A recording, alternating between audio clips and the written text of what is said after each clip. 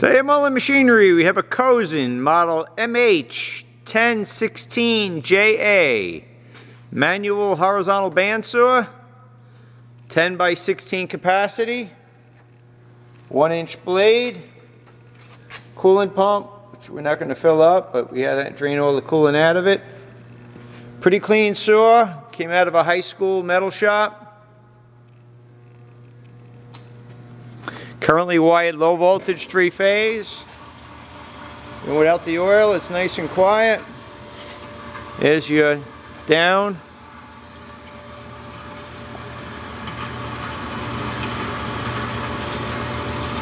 Got regular roller bearings for your blade guides, so if you have trouble, they're easy to replace. But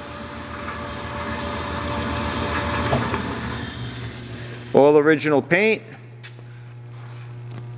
Nice small saw for any shop or home shop.